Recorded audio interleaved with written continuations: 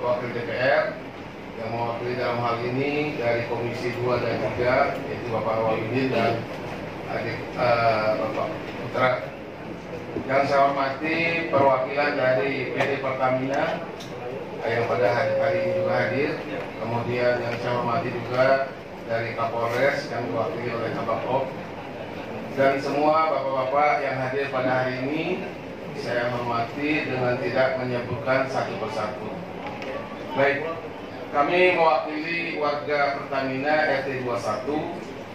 Tentu kami akan menyampaikan beberapa hal yang perlu kami sampaikan, yaitu terkait dengan permasalahan satu, jalan umum jalan masuk Pertamina yang sampai saat ini tidak pernah terbaiki oleh baik itu oleh Pemda maupun oleh Pertamina, yang mengakibatkan adalah jalan kami itu hancur dan berdebu lumpur dan sebagainya.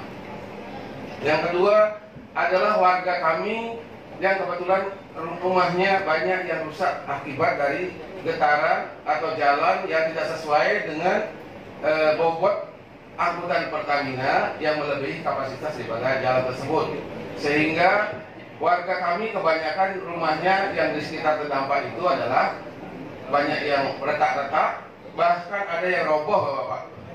Jadi foto-fotonya itu kami sudah nanti sudah pernah disampaikan lewat administrasi daripada PT Pertamina. Namun sebelum kami menyampaikan di sini, sebelumnya kami tanggal 20 April 2021 sudah kami menyurati PT Pertamina langsung ke direkturnya di Jakarta.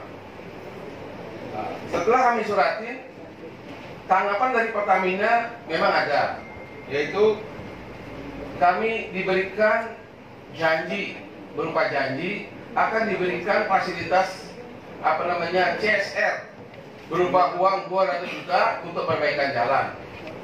Namun ini sebatas janji. Kemudian kami tanggal 24 September 2021 kami menyurati lagi, karena apa yang dijanjikan oleh Pertamina sampai saat ini tidak ada terrealisasi.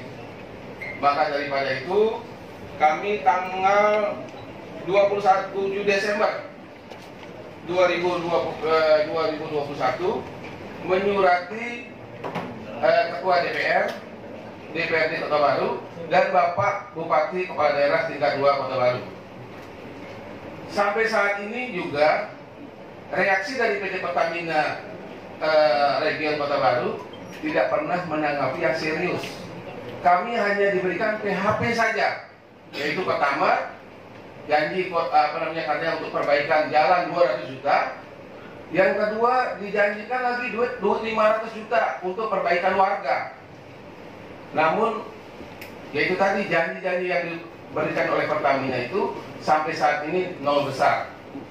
Nah, akhirnya kami tanggal 5 Januari kami menyurati lagi BLHD karena ini menyangkut lingkungan. Kami yang merasakan di sana itu setiap hari berdebu, setiap hari gempa bumi, Pak, terus saja 5,5 skala Richter. Berapa tuh? Setiap hari, kecuali hari Minggu saja yang tidak, Pak. Jumat itu Pak, gempanya itu Pak. Iya.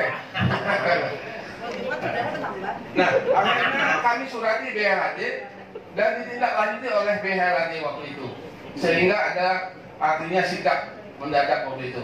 Jadi kami diperiksa, kami diminta keterangan, dan gambar-gambarnya semua sudah diambil oleh pihak BLHD.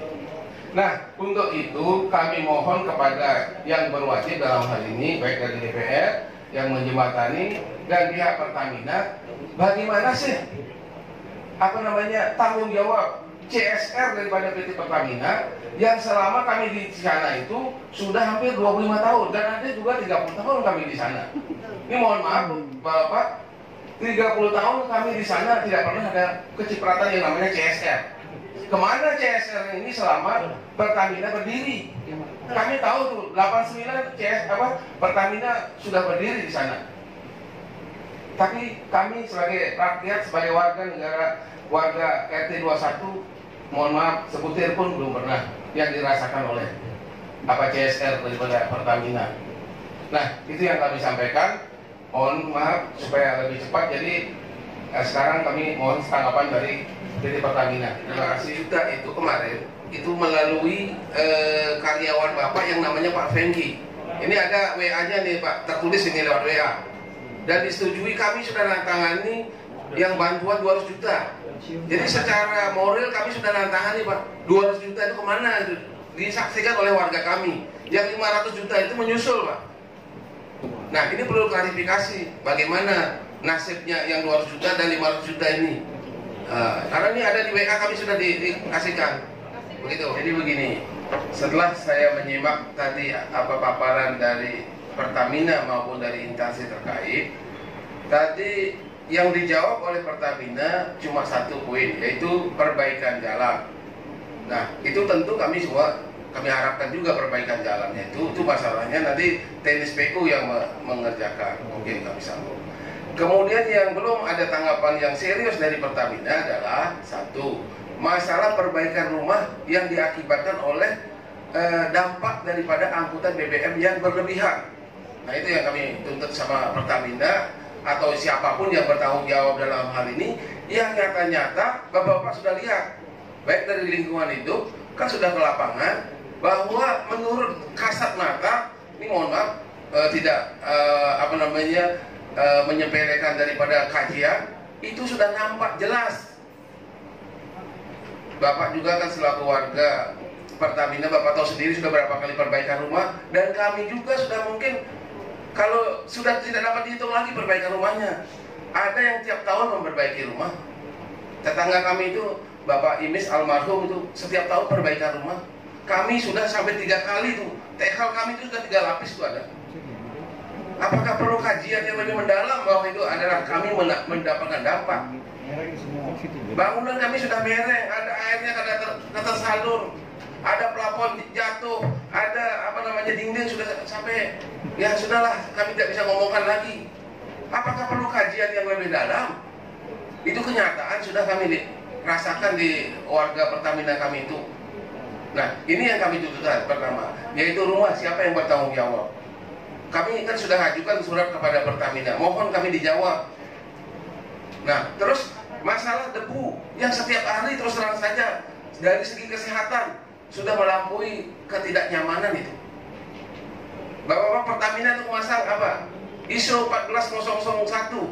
Apa artinya ISO 14001? Yaitu bahwa itu adalah sertifikat Enviro katanya.